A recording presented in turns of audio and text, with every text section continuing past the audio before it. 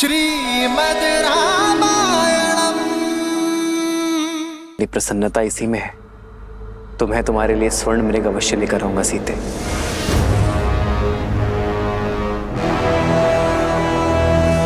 किंतु तुम्हें मुझे वचन देना होगा, जब तक मैं ना लौटूं तब तक तुम कुटिया में ही रहोगी। आप क्यों कष्ट करेंगे भैया, मुझे आज्ञा दीजिए, मैं अभी इस मृग को पकड़ कर ले आता हूं। नहीं लक्ष्मण, सीता ने मुझसे ये मांग की है। एक पत्नी ने अपने पति से आशा की है, जिसे निभाना मेरा धर्म है लक्ष्मण, एक पति का धर्म है।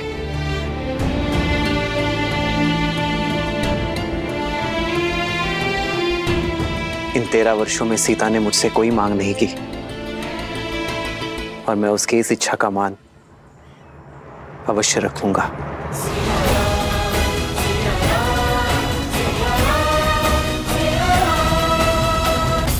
लक्ष्मण, सीता का दायित्व मैं तुम्हें सौंप कर जा रहा हूं। स्मरण रहे, किसी अनिष्ट की छाया भी नहीं पड़नी चाहिए उस पर।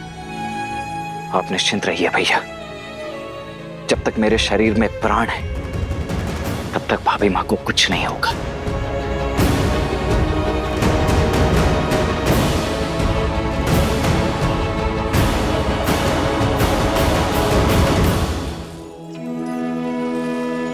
माया ठगनी न नर कछु जाने, कपट कहे मन नर न माने।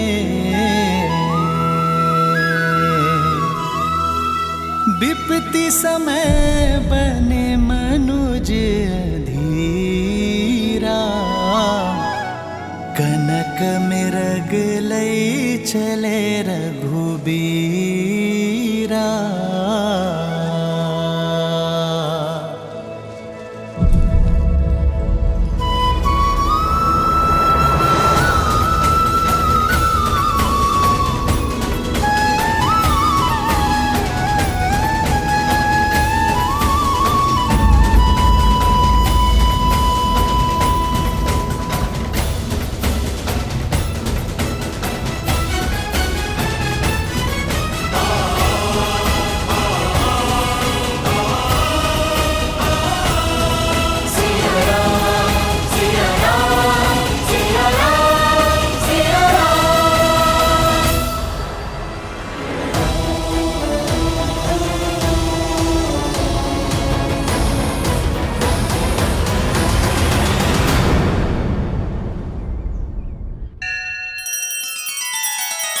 श्री रामचंद्र कृपालु भजु मन हरण भव भय दारुणम। नव कंज लोचन कंज मुख कर कंज पद कंजारुणम। सिया राम, सिया राम, सिया राम, सिया राम। आदर्श और मर्यादा की है ये कथा महापावनम। काट मद श्री से मिला ले श्रीमद् रामायणम। श्रीमद् रामायणम। सिया राम, सिया राम, सिया राम, सिया राम।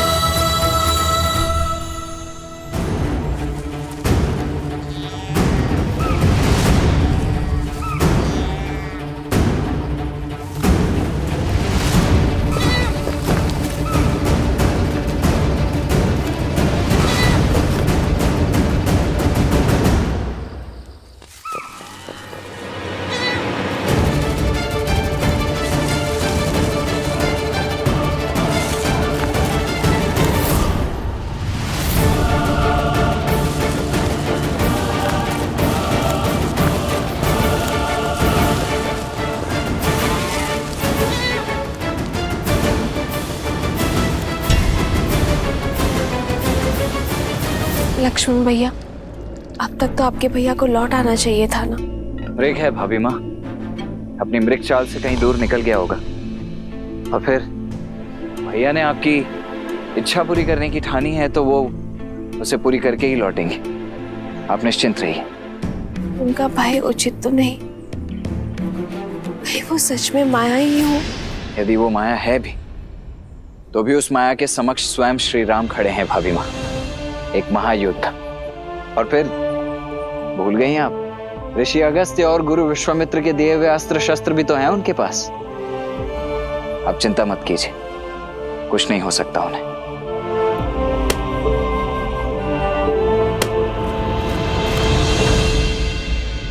लक्ष्मण, लक्ष्मण,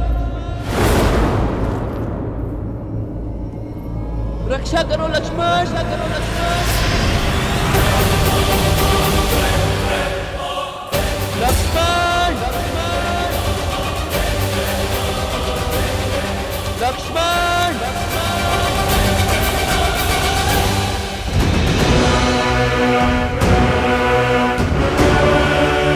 निश्चित ही ये कोई मायावी है।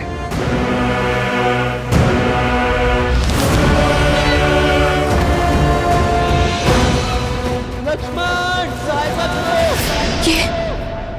ये तो आर्य का स्वर है ना?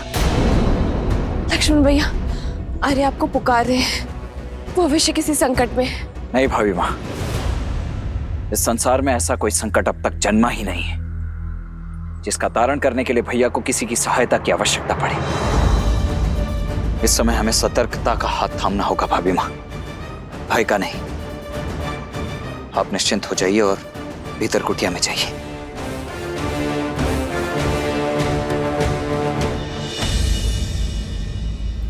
सीते, सीते सहायता करो, सहायता करो।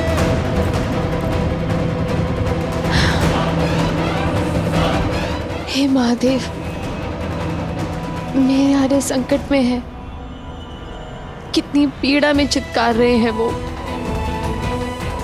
दोषी मैं ही हूँ, मेरे कारण श्री राम इतने घोर संकट में पड़ गए हैं। मेरे हटने कितनी बड़ी समस्या खड़ी कर दी है। ये क्या कर दिया मैंने? हे महादेव,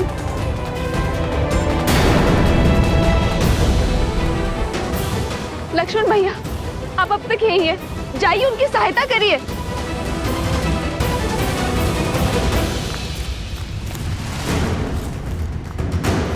लक्ष्मण,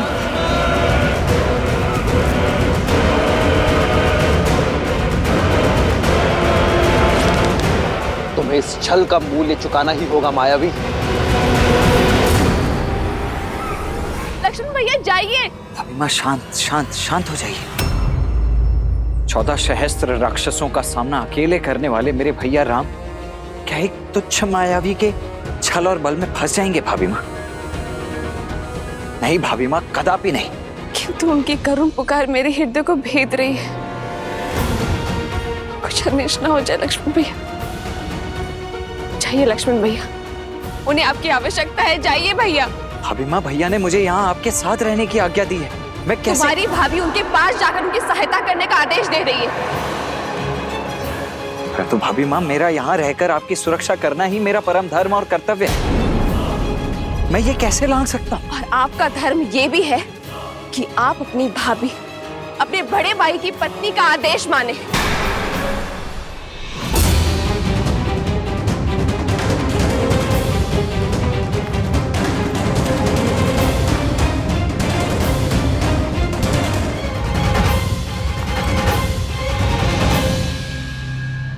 समझ गए, आप भयभीत है ना माया से, जाना नहीं चाहते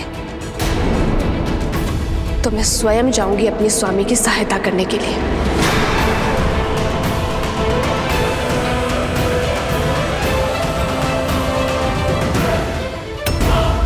रुक जाइए भाभी माँ, रुक जाइए। अरे दया कीजिए। देखिए भाभी माँ, ये मैं भी समझ रहा हूं कि ये सब एक माया मात्र ही है, परंतु क्षण भर के लिए विचार करके देखिए, खर दूषण समेत 14 सहस्त्र मायावियों का सामना अकेले करने वाले मेरे भैया राम क्या एक मायावी का सामना नहीं कर पाएंगे? और फिर भैया को दिए हुए वचन से मैं बंधा हुआ हूं भाभी माँ। और मैं श्री राम से जिनमें मेरे अस्तित्व है, जिनमें मेरे प्राण बसते हैं। और यदि वही ना रहे तो मैं इन प्राणों का क्या करूंगी? मैं भी इन प्राणों को त्याग दूंगी। भाभी माँ रुकिए, रुक जाइए। ठीक है,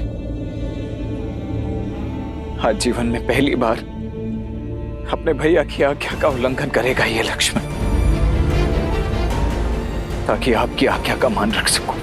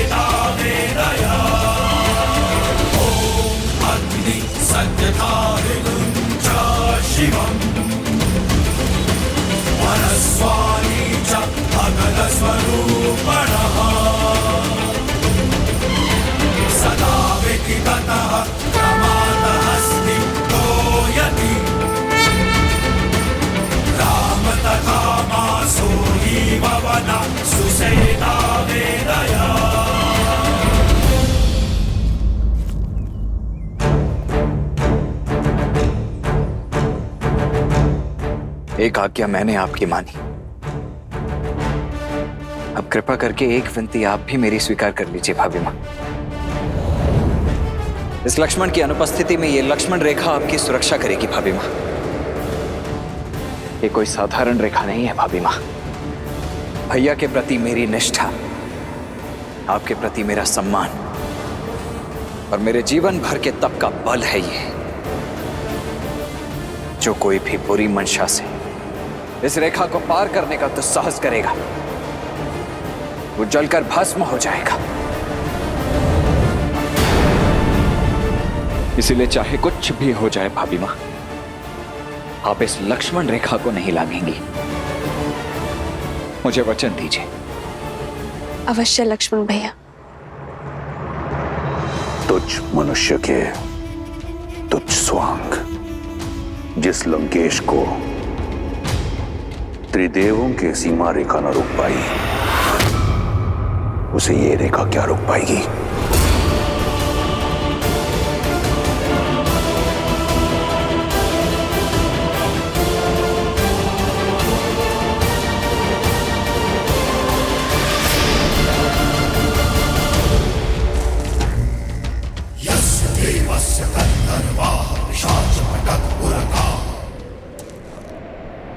भिक्षाम देहि।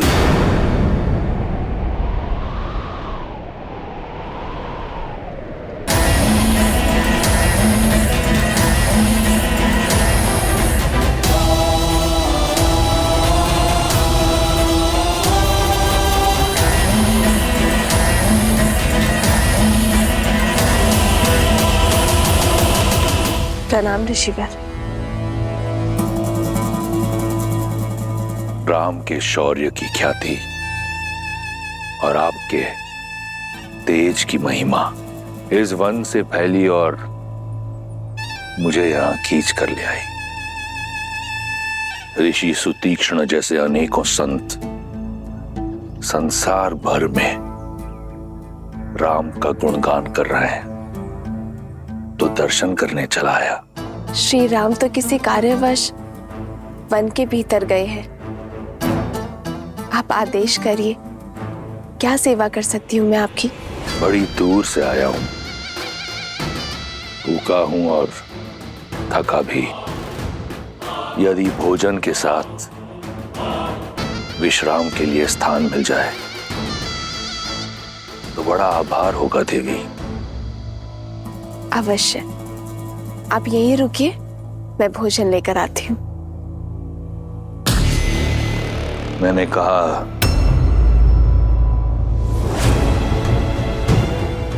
भोजन और विश्राम का स्थान दोनों चाहिए देवी। क्या आप एक थके अतिथि को अंदर आने का निमंत्रण नहीं देंगी? क्षमा चाहती हूँ ऋषिवर, मेरे पति और देवर दोनों ही यहाँ नहीं है और उनके अनुपस्थिति में पर पुरुष को भीतर आने का निमंत्रण कैसे दे सकती हूँ मैं। आप उनके आने तक यही बाहर प्रतीक्षा करिए।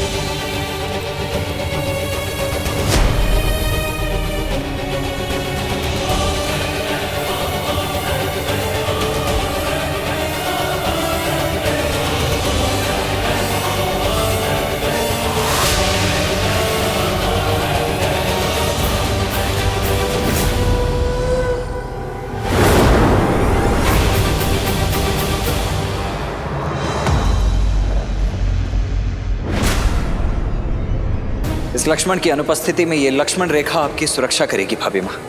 इसीलिए चाहे कुछ भी हो जाए भाभी माँ, आप इस लक्ष्मण रेखा को नहीं लांघेंगी। ये लीजिए ऋषिवर, ग्रहण कीजिए। अब बैठ गया हूं, फिर से उठ नहीं पाऊंगा देवी। इस वृद्ध सन्यासी पर कृपा कीजिए और मेरा भोजन यहीं परोस दीजिए।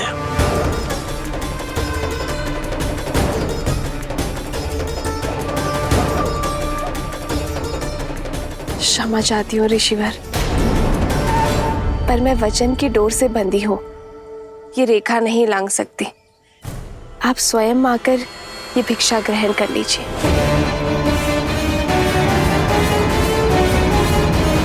भैया, भैया,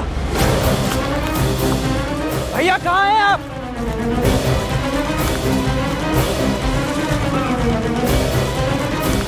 भैया, भैया कहाँ हैं आप?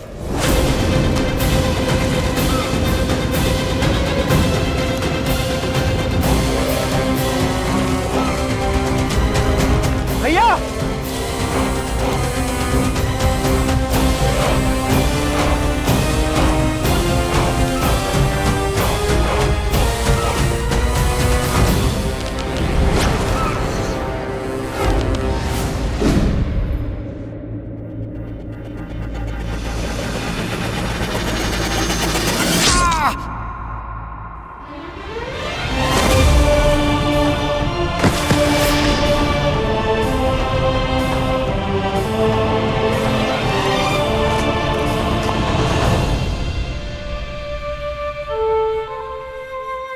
मैं वचन देता हूं कि अपनी मायावी शक्तियों का कभी दुरुपयोग नहीं करूंगा।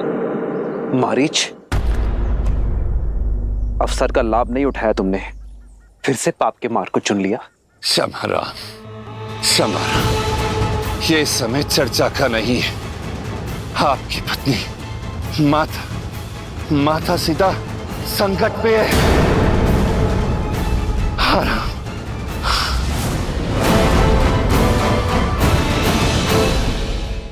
मैं बाहर नहीं आ सकते ऋषिवर, कृपया करके ये भिक्षा ले लीजिए।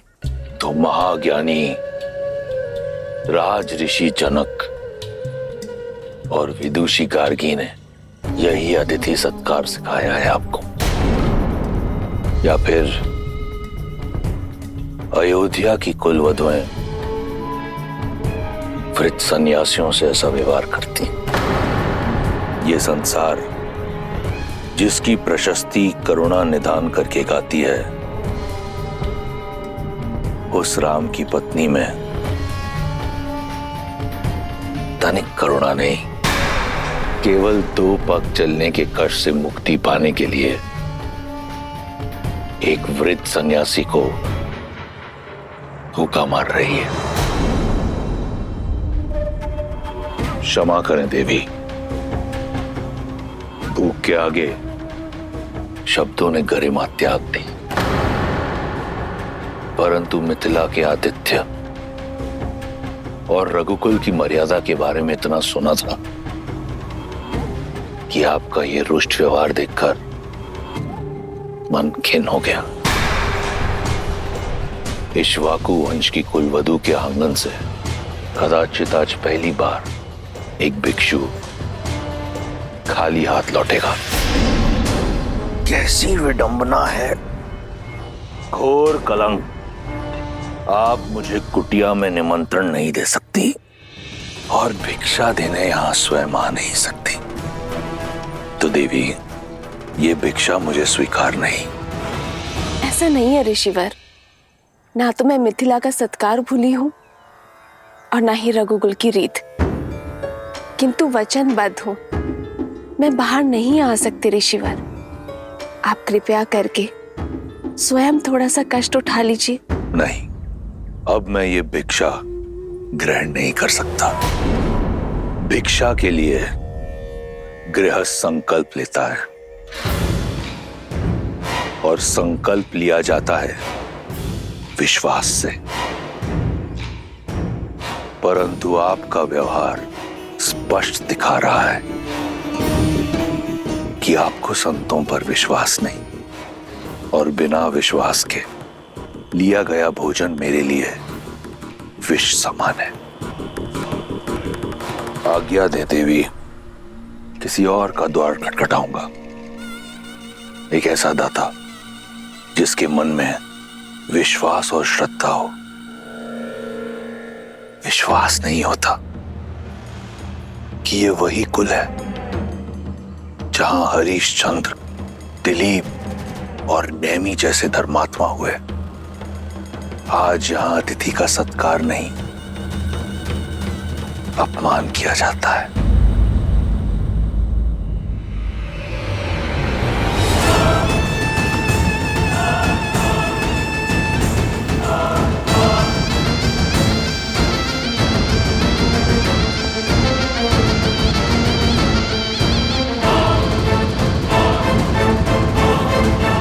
रुकिए ऋषिवर।